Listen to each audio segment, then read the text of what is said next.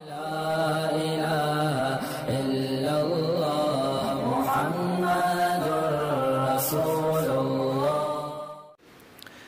کی جو روح ہے نا، روح قرآن کا جو اصل مضمون ہے، الحم سے لے کے والناس تک اللہ اپنا تعارف کرواتا ہے.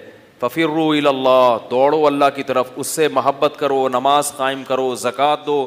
زکوٰۃ کی روح کیا ہے؟ روح زکوٰۃ کی کہ محتاجوں کی ضرورت پوری ہو. آج اس روح کو نہیں دیکھا جاتا، فارمیلٹی پوری کی جاتی ہے. یہ بھی اہم مسئلہ میں نے کئی دنوں سے سوچا ہوا تھا، بتاؤں گا. دیکھو میرے پاس کالز آ رہی ہیں، ایک صاحب کے پاس نہ سونا ہے نہ چاندی ہے، ڈیفینس میں 1000 گز کا بنگلہ تو ہے مگر وہ ضرورت کا ہے. اپنے بیٹے کو ڈاکٹر بنا رہے ہیں، اس کی فیسوں کے ان کے پاس پیسے نہیں ہیں، ان کو ہم زکوٰۃ دینا چاہتے ہیں. اب فقہی لحاظ سے تو وہ غریب ہیں، کیونکہ مکان وہ استعمال کا ہے اور سونا چاندی بھی نہیں ہے. لیکن اللہ کے بندو، ضرورت مند، بولو بھائی، ٹھیک ہے ان کو دو گے تو فقہی لحاظ سے تو زکوٰۃ ادا ہو جائے گی، بھائی نصاب نہیں ہے. لیکن زکوٰۃ کا مقصد پورا، ادھر لوگوں کے پاس کھانے کو روٹی نہیں ہے اور ڈاکٹر بننے کے لیے کیا کر رہے ہیں؟ لوگوں سے زکوٰۃیں لے رہے ہیں. آپ کہہ سکتے ہیں ڈاکٹر بننا بھی تو ضروری ہے مگر ان کے بیٹے کے لیے ضروری نہیں ہے. قوم میں کچھ تعداد ڈاکٹروں کی ہونی چاہیے جو ضرورت سے الحمدللہ کافی زیادہ چل رہی ہے. میڈیکل کالجز میں ایڈمیشن کے لیے سیٹیں نہیں ہیں، بھر جاتی ہیں سیٹیں، اتنے لوگ ہیں. کسی زمانے میں اگر ڈاکٹروں کا قحط پڑ جائے کہ ڈاکٹر مارکیٹ سے شارٹ ہو جائیں، پھر ہم کہیں کہ یار کچھ لوگوں کو زکوٰۃ دے کے ڈاکٹر بنا دو، تو بات سمجھ میں آتی ہے. ابھی ڈاکٹر بننے کے لیے بہت لوگ ہیں جن کے پاس اربوں کروڑوں روپے ہیں، وہ اپنے بچوں کو اپنے پیسوں سے پڑھا سکتے ہیں. آپ کے پاس اگر پیسے نہیں ہیں تو آپ اپنے بچے کو ڈاکٹر بنانے کی کوشش نہ کریں. اگر کرنی ہے تو پیسے کمائیں اور فیسیں بھریں. بھیک مانگ مانگ کے کتنا برا عمل ہے لوگوں کے سامنے ہاتھ پھیلانا. دیکھو جس کے پاس 2 ٹائم کھانے کی روٹی ہو اور اس کی بنیادی ضرورت پوری ہو رہی ہو، یعنی چھت ہو اس کے پاس، اور جسم میں کوئی بڑی بیماری نہ ہو، اس کے لیے زکوٰۃ مانگنا حرام ہے، بھیک مانگنا حرام ہے اس کے لیے. تو اس لیے کوئی حج کرا رہا ہے زکوٰۃ کے پیسوں سے، عمرے کرا رہے ہیں لوگ.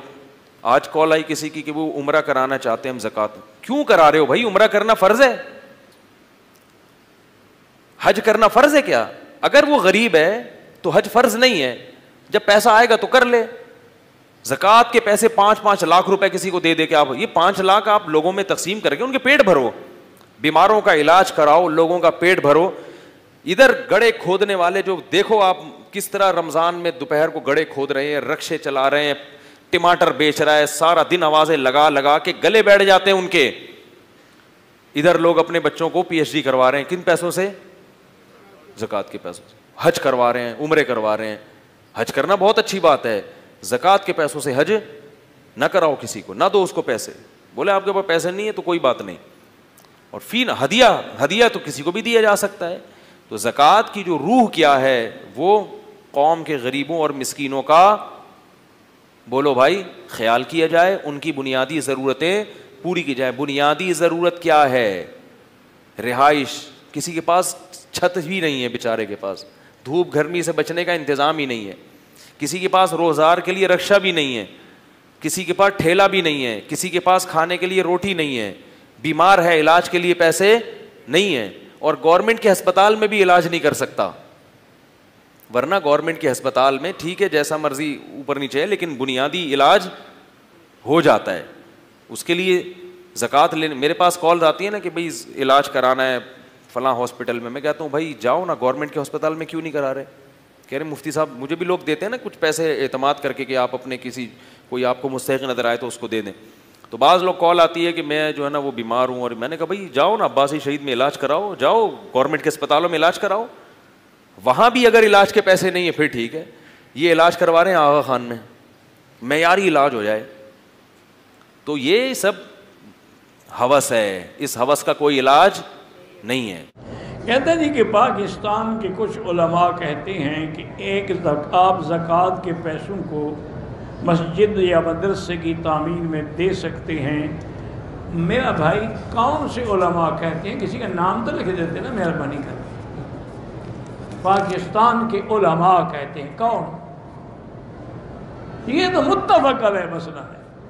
ایک قرآن کا مسئلہ ہے کہ زکوٰۃ جو ہے اس کی مد معین ہے، انما الصدقات للفقراء والمساکین والعاملین والمؤلفۃ قلوبهم وفی الرقاب، تو اس کے علاوہ کسی دوسری جگہ پیسہ لگ ہی نہیں سکتا، نہ تعمیر میں، نہ مسجد میں، نہ مدرسے میں، نہ ہسپتال میں، نہ کسی چیز میں۔ کوئی علماء نہیں کہتے یہ آپ نے خود گھڑا ہوا ہے، یا جو داڑھی رکھ لے تمہارے نزدیک وہ مولوی ہوتا ہے۔ یہ تو قرآن کا مسئلہ ہے، اس کا کون انکار کر سکتا ہے اللہ کے بندے۔ ہاں ایک طریقہ مدرسوں والے کرتے ہیں کہ مثلا مدرسے میں کوئی تعمیر کی جگہ تو وہ زکوٰۃ کے پیسے طلباء کو دے دیتے ہیں، چونکہ زکوٰۃ میں یہ بھی شرط ہے کہ تملیک ہو، یعنی اس کو مالک بناؤ پیسوں کا۔ اگر تم نے مالک نہیں بنایا تب بھی زکوٰۃ ادا نہیں ہو، وہ پیسے طلباء کو دے دیتے ہیں، بھی اب یہ تمہارے ہیں بھائی تم چاہو تو مدرسے میں لگا دو، نہ چاہو تمہاری مرضی، اور اگر طالب نہ لگائیں تو ان پہ سختی بھی نہ کریں، اگر خوشی سے لگا دیں تو ٹھیک ہے۔ اچھا بعض مدرسوں میں ایک اور بھی میں نے دیکھا تھا، یورپ میں بھی دیکھا، امریکہ میں بھی دیکھا، افریقہ میں بھی دیکھا، ان لوگوں نے بھی ایک اچھا طریقہ کیا ہوا ہے۔ کیوں؟ ہمارے دینی مدرسے تو چلتے ہی زکوٰۃ پہ ہیں نا، حکومت تو ہمیں دیتی نہیں، حکومت تو تب دے گی جب خوشامد کرو گے، جب درباری بنو گے، سرکاری بنو گے، گیت گاؤ گے، تب پیسے ملیں گے، حق کہنے والے کو تھوڑا پیسے دیں گے۔ تو وہ یہ کرتے ہیں کہ جتنا زکوٰۃ کا پیسہ آتا ہے نا، انہوں نے طلباء کا وظیفہ مقرر کر دیا ہے، بھی 5,000 روپے طالب کا وظیفہ ہے جو دور حدیث پڑھتے ہیں۔ چھوٹی کتابوں والے ہیں 3,000 روپے، اس سے چھوٹی والے ہیں 2,000، وہ سارا پیسہ ان کو دے دیتے۔ اب ان کو پیسے کہتے ہیں کہ جی اپنے میس کے پیسے داخل کراؤ، کتابوں کے پیسے داخل کراؤ، کرائے کے پیسے داخل کراؤ۔ تو ایک تو اطمینان ہوتا ہے طالب کو کہ میں پیسے دے کے کھانا کھا رہا ہوں، میں مانگا تانگا نہیں کھا رہا، میں نے پیسے دیے ہیں اور مینو کے مطابق میں کھانا لوں گا چونکہ میں تو پیسے دے رہا ہوں۔ دوسرا اس کو تسلی ہوتی ہے، اس کا ضمیر کبھی کمزور نہیں ہوتا، کیونکہ جو لوگ ٹکڑوں پہ پلتے ہیں نا وہ بڑے ہو کے حق نہیں کہہ سکتے۔ حق وہی کہتا ہے جس نے اپنے گھر سے کھایا۔ تو انہوں نے یہ انتظام بھی بڑا اچھا کیا کہ مدرسہ بھی محفوظ ہو گیا، زکوٰۃ سب کو تقسیم ہو گئی، اب وہ اپنے تمام مدرسے کے خرچے جو ہیں وہ باقاعدہ جا کے بل جمع کریں۔